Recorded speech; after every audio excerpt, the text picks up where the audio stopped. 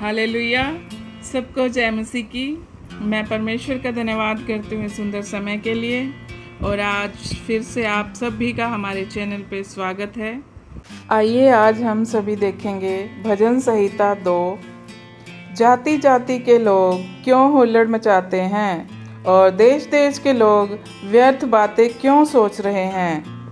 यहोवा और उसके अभिषिक्त के विरुद्ध पृथ्वी के राजा मिलकर और हाकिम आपस में सम्मति करके कहते हैं कि आओ हम उनके बंधन तोड़ डालें और उनकी रस्सियों को अपने ऊपर से उतार फेंकें। वह जो स्वर्ग में विराजमान है हंसेगा, प्रभु उनको ठट्ठों में उड़ाएगा।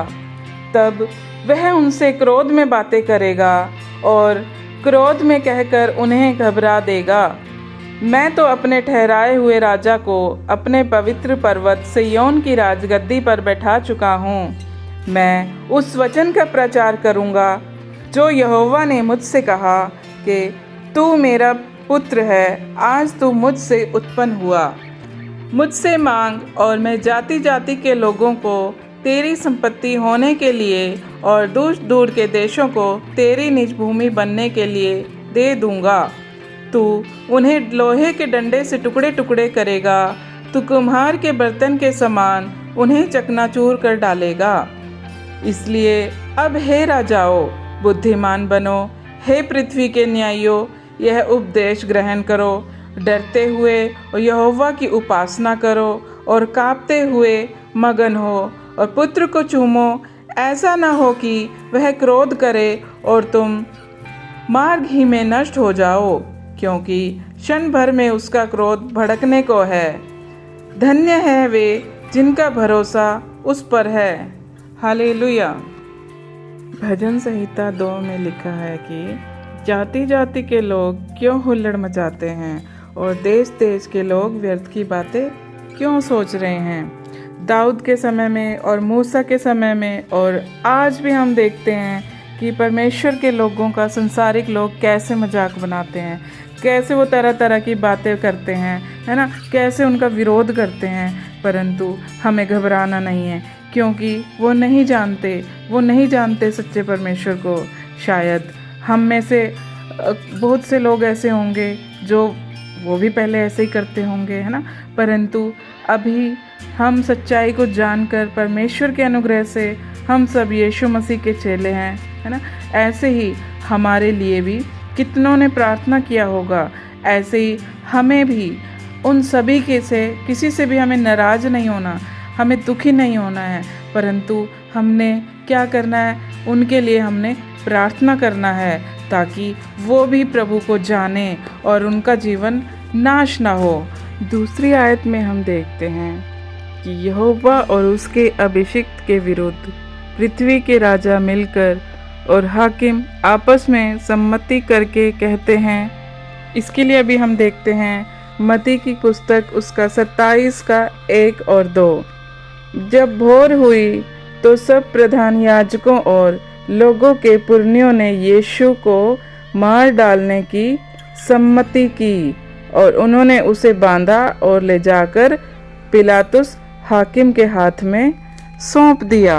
हमने देखा कि किस प्रकार से ये सब इकट्ठे हो गए और एक साथ होकर एकजुट होकर इन्होंने प्रभु यीशु मसीह के विरुद्ध में कार्य किए, है ना। यीशु मसीह के चेलों और पौलुस को और पतरस को, इन सब के भी विरोध में ये सब इकट्ठे हो गए, लेकिन यीशु मसीह ने प्रियो अपने कार्य को पूरा किया, है ना। जो स्वर्गीय पिता ने उसे सौंपा था, यीशु मसीह ने और यीशु मसीह के चेलों ने सताव के बाद भी प्रचार करना बंद नहीं किया। वो यूं ही यीशु मसीह का प्रचार करते रहे और स्वर्गीय राज्य की बातों को वो बताते रहे, क्योंकि वो जान गए थे कि यीशु मसीह ही मार्ग है ना। उसी तरह आज आपने और हमने जान लिया है कि हमें परमेश्वर का भय होना है ना। और परमेश्वर ने जिस कार्य के लिए आपको चुना है, आपका अभिषेक किया है, जहाँ कहीं पे भी आपको परमेश्वर ने रखा है, आप वहीं पर रहकर परमेश्वर के दूसरे आगमन का प्रचार करें। और अगर यीशु के चेले इस सेवा कार्य को बंद कर देते प्रियो, तो ये परमेश्वर का वचन हम तक कभी नहीं पहुंचता। उसी तरह हमें अपने कार्य को पूरा करना है, हमें अपनी बुलाहट को पहचानना है ना, ताकि हम लोगों के लिए आशीष का कारण ठहरें। अभी हम तीसरी आयत में देखते हैं, लिखा है कि आओ हम उनके बंधन तोड़ डालें और उनकी रस्सियों को अपने ऊपर से उतार फेंकें। जो बातें हमें परमेश्वर के राज्य का प्रचार करने से रोकती हैं, उन बातों को, उन बंधनों को हम कैसे तोड़ सकते हैं? प्रार्थना के साथ, पवित्र आत्मा की अगुवाई में होकर। जब हम पुराने जीवन को छोड़ देते हैं, पुरानी बातों को हम अपने जीवन से उतार फेंकते हैं, और जब हम प्रभु में बढ़ते हैं, तो संसार के बंधन में फंसे हैं जो परिवार की वजह से ना या किसी और दबाव में हैं, उन सब से आज़ाद होना है। ये परमेश्वर आपकी सहायता करेगा। आपके पास मौका है, इन बंधनों में पड़े रहना है या फिर इन बंधनों से आपको आज़ाद होना है। ये बंधन अलग अलग रूप लेके हमारे जीवन में आते हैं प्रियो, कभी रीति रिवाज बनकर, और कभी समाज का डर है ना, कभी परिवार का दबाव हो जाता है, धर्म या कानून का भी डर हो जाता है कभी कभी। प्रियो, परमेश्वर पर भरोसा रखें। और चौथी आयत में देखते हैं कि वह जो स्वर्ग में विराजमान है हंसेगा, प्रभु उनको ठट्ठों में उड़ाएगा। वह जो स्वर्ग में विराजमान है, कौन विराजमान है स्वर्ग में? हमारा परमेश्वर यहोवा। वचन कहता है कि वो हंसेगा। प्रभु जो आज आपके विरोध में है ना, आपका मजाक बना रहे हैं, परमेश्वर उनको ऐसे ही ठट्ठों में उड़ाएगा। वो समय जल्द ही आने वाला है जिन्होंने प्रभु यीशु मसीह को ठट्ठों में उड़ाया, और अब भी है ना, अभी भी मसीह लोगों का मजाक करते हैं ना, परमेश्वर भी उनको ऐसे ही ठट्ठों में उड़ाएगा। हमें उनसे बदला नहीं लेना है, हमें अपनी नम्रता को नहीं खोना है, अपने प्रेम को हमें किसी के साथ नहीं खोना है। ये जो युद्ध है प्रियो, ये हमारा नहीं है, ये स्वयं परमेश्वर का युद्ध है। 5वीं आयत में है कि तब वह उनसे क्रोध में बातें करेगा और क्रोध में कहकर उन्हें घबरा देगा। जब न्याय का समय होगा तब परमेश्वर उनसे क्रोध में बातें करेगा। हमें किसी को डराना नहीं है, हमें किसी को धमकाना नहीं है। परमेश्वर तो हमें प्रेम करना सिखाता है, जैसे इज़राइलियों को भी परमेश्वर ने वायदे के अनुसार उस कनान देश में पहुंचाया, जो बिना कुड़कुड़ाए परमेश्वर की बातों को मानकर आज्ञाओं का पालन कर रहे थे, है ना। परमेश्वर ने उनको बंधुआई से छुड़ाया और उस दाख मधु के देश में लेकर गया। उसी तरह प्रियो, आज हम भी इस पाप की दास्ता से तो आज़ाद हो गए हैं, परंतु जब हम यीशु मसीह की आज्ञाओं को मानेंगे तभी हम भी उस अनंत जीवन के वारिस होंगे, है ना। नहीं तो कुछ इज़राइली थे जो रास्ते में ही ढेर हो गए थे। प्रियो, कहीं ऐसा ना हो कि हम भी रास्ते में ही ढेर हो जाएं, उस प्रतिज्ञा के देश में ना पहुंच पाए। प्रियो, केवल जानना जरूरी नहीं है, वो तो सिर्फ अधूरा रहेगा। जब हम अपने जीवन को यीशु मसीह को की आज्ञाओं को मानते हैं और उन पर अमल करते हैं, तभी अनंत जीवन के हम वारिस हो पाएंगे। 6ठी आयत कहती है कि मैं तो अपने ठहराए हुए राजा को अपने पवित्र पर्वत सिय्योन की राजगद्दी पर बैठा चुका हूँ। यहाँ पर राजा कौन है? किस राजा की बात हो रही है? परमेश्वर का वचन कहता है कि मैं अपने चुने हुए, क्या लिखा है कि मैं अपने चुने हुए, परमेश्वर द्वारा चुना हुआ राजा। कौन है वो राजा? प्रभु यीशु मसीह, है ना, जो हमारे पापों के लिए इस पृथ्वी पर आया, मारा गया, गाड़ा गया और तीसरे दिन मुर्दों में से जी उठा। और आज वो कहाँ है प्रियो? वो आज परमेश्वर की दाहिनी ओर बैठ चुका है और वो समय निकट है कि जब वो बादलों पर फिर से आएगा और जो मसीह में ईमानदारी से जीवन बिता रहे हैं उन्हें अपने संग लेकर जाएगा। तब हमारे सारे दुख आनंद में बदल जाएंगे। परमेश्वर की महिमा हो। 7 में लिखा है कि मैं उस वचन का प्रचार करूंगा जो यहोवा ने मुझसे कहा कि तू मेरा पुत्र है, आज तू मुझसे उत्पन्न हुआ। प्रभु का वचन कह रहा है कि मैं उस वचन का प्रचार करूंगा जो यहोवा ने मुझसे कहा कि तू मेरा पुत्र है, आज तू मुझसे उत्पन्न हुआ। यीशु मसीह स्वयं अपनी बड़ाई नहीं करता प्रियो, परमेश्वर स्वयं यहाँ पे कह रहा है कि तू मेरा पुत्र है। प्रियो, ऐसे ही हमें भी यीशु मसीह के स्वभाव जैसा होना है, वैसे ही स्वभाव हमारा भी होना चाहिए, ताकि जब न्याय का समय आए, है ना, जब न्याय का दिन आए तो परमेश्वर हमसे भी ये कहने पाए कि आजा मेरे बेटा बेटी, है ना, हम भी उस स्वर्ग में हम प्रवेश करने पाएं। 8वां वचन कहता है कि मुझसे मांग और मैं जाति जाति के लोगों को तेरी संपत्ति होने के लिए और दूर दूर के देश को तेरी निज भूमि बनने के लिए दे दूंगा। परमेश्वर कह रहा है कि मुझसे मांग, मैं जाति जाति के लोगों को तेरी संपत्ति होने के लिए। यीशु मसीह तो कह सकता था, है ना, कि वो स्वर्गदूतों से भी कहता तो उसकी मानते, है ना। हम देखते हैं कि कैसे यीशु मसीह आंधी को शांत किया, है ना, पानी को दाखरस में कैसे बदला, परंतु यीशु मसीह ने नम्रता के साथ व्यवहार किया, है ना, और स्वर्ग की बातें, परमेश्वर के वचन को सुनाता रहा, है ना। लोगों ने बहुत बुरा व्यवहार किया, लेकिन यीशु मसीह ने किसी के भी विरुद्ध कुछ भी नहीं बोला, बल्कि जब उसे क्रूस पे चढ़ाया जा रहा था तो क्या कहा, हे पिता इन्हें क्षमा कर, क्योंकि ये नहीं जानते कि ये क्या कर रहे हैं। क्या हम होते तो हम ऐसा कह पाते? आज थोड़ी सी भी मुसीबत अगर हम पे आ जाती है तो हम क्या करते हैं? हम एक दूसरे को कोसने लग जाते हैं, तेरा ये हो जाए, तेरा वो हो जाए, है ना। कुछ कुछ बुरी बुरी बातें हमारे मन में, विचार में हमारे आती हैं, है ना, लेकिन पवित्र आत्मा हमें कहीं ना कहीं फिर उन बातों से रोकता भी है ना। हमें भी ऐसा नहीं करना है ना। कैसा नहीं करना है कि बुरा नहीं सोचना है ना, किसी के लिए गलत विचार मन में नहीं लाना है, क्योंकि हमारे अंदर मसीह का स्वभाव है, हमारे जीवन से वो दिखना भी चाहिए प्रियो, सिर्फ बातों में नहीं होना चाहिए।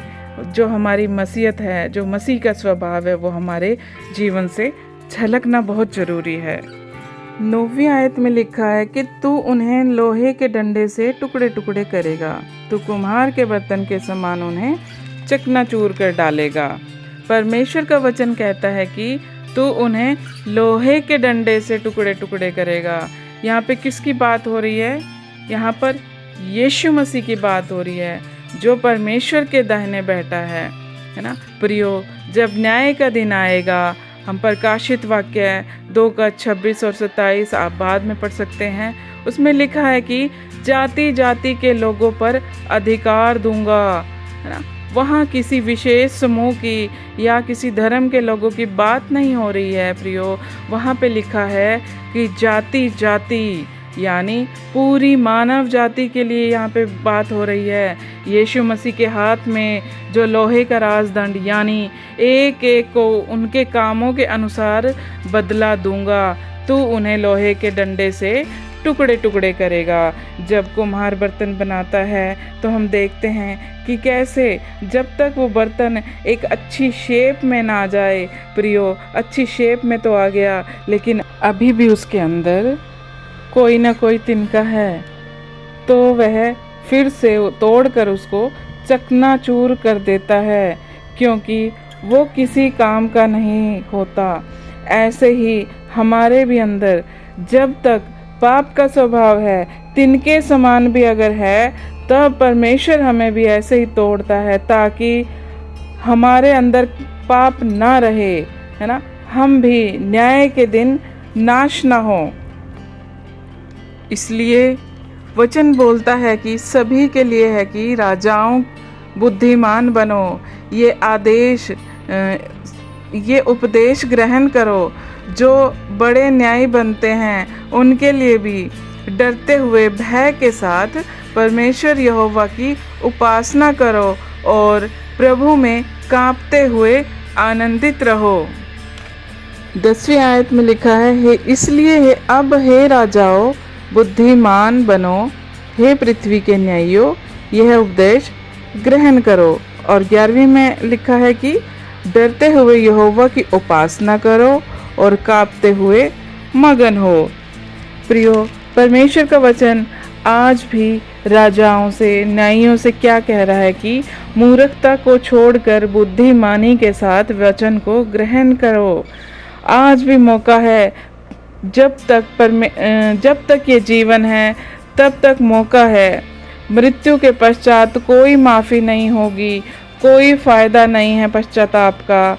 आज ही यीशु मसीह को अपना उद्धारकर्ता के रूप में स्वीकार करना जरूरी है और डरते हुए परमेश्वर की उपासना, उसके न्याय के दिन से डरना है कि कहीं हम भी नष्ट ना हो जाएं।